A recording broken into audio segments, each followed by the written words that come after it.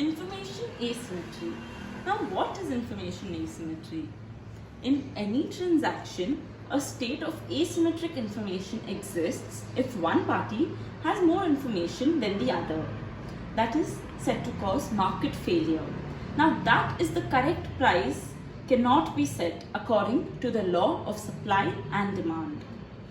Asymmetric information in the financial markets can occur whenever either the buyer or the seller has more information on the past, present, or future performance of an investment.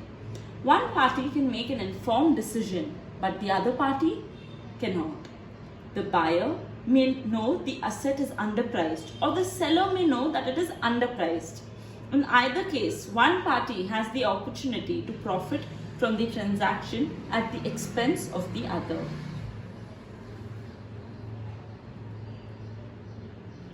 The subprime meltdown. Now, this is an example, a very good example of information asymmetry.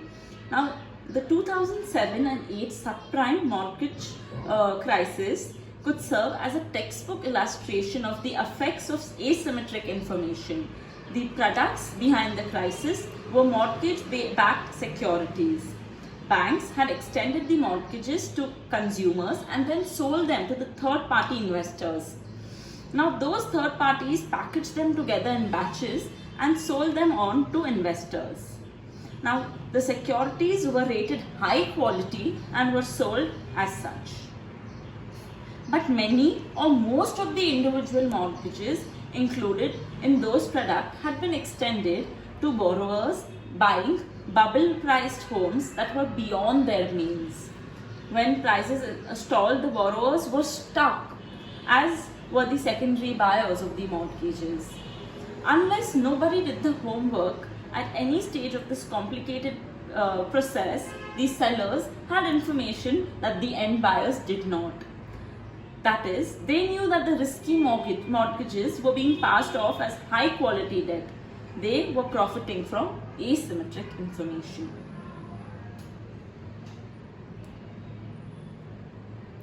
Asymmetric information, different from, what is it now? Basically, it is different information between two parties, which leads to these following consequences.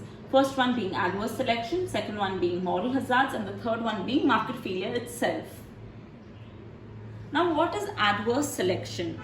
Adverse selection is a term used in economics that refers to a process in which undesired results occur when buyers and sellers have access to different or imperfect information. The uneven knowledge causes the price and the quantity of goods and service in a market to shift. This results in bad products or services being selected.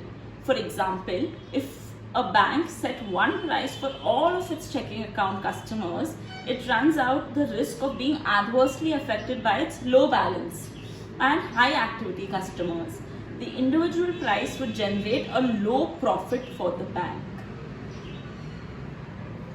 Now we come to the next consequences, moral hazards and market failure. In addition to adverse selection, moral hazards are also a result of asymmetric information. Now, what is moral hazard? Moral hazard is a situation where a party will take risks because the cost that could occur will not be felt by the party taking the risk. So, a moral hazard can occur when the actions of one party may change the detriment of another after a financial transaction. In relation to asymmetric information, moral hazard may occur if one party is insulated from risk and has more information about its action and intentions than the party paying for the negative consequences of the risk. Examples of moral hazard would be, now moral hazards occur in employment relationships involving employees and employers. When a firm cannot observe all the actions of its employees and managers, there is a chance that careless and selfish decision making will occur. Another example being to consider again the sale of those mortgage-backed securities. The sellers may have done their homework and therefore have known that they were selling low quality mortgages packaged as top rated investments.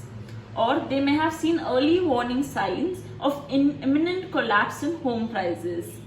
Now, did the buyers have the same information? If they did, they presumably were engaged in the same game of pass the trash and were counting on reselling the securities at a profit before the end came. Now, given information asymmetries and high transaction costs, the best allocation of resources may only come about through some type of government or external intervention. Now, governments are responsible for putting infrastructure in place that will reduce the transaction costs associated with providing services in rural areas. Governments can also take risks that private lenders may not ensure that everyone who can make good use of financial services get access to those services, or they can put regulations in place that make sure these services are made available to those who really need them. Now, any type of government intervention is of course only good as the government making that intervention. While the private sector has its limitations, the track record of government in providing appropriate interventions has not always been very good. The challenge in providing all those who need them with financial services is to work out what type of intervention will help, rather than hinder the goal of providing services both efficiently and effectively. Now, public choice may not lead to an economically efficient outcome due to who votes and why they vote and what is the system they vote. No matter what voting system is used, the act of voting gives the public the ability to choose a candidate or influence a decision. Obviously, when voting takes place, not everyone will agree with the outcome, but everyone has the ability to participate in the process. Public choice is described as the use of economic tools to deal with traditional problems of political science. In microeconomics, public choice analyzes collective decision making and studies economic model of political processes including rent seeking, elections, legislatures and voting behavior. Since not every voter participates in an election, not every voter will have full information, and not every voter will vote based on what he or she perceives as the best long-term outcome. Voting outcomes may be inefficient. Elections do not necessarily reflect the best long-term outcome and what the voters thought was best given their criteria of the time.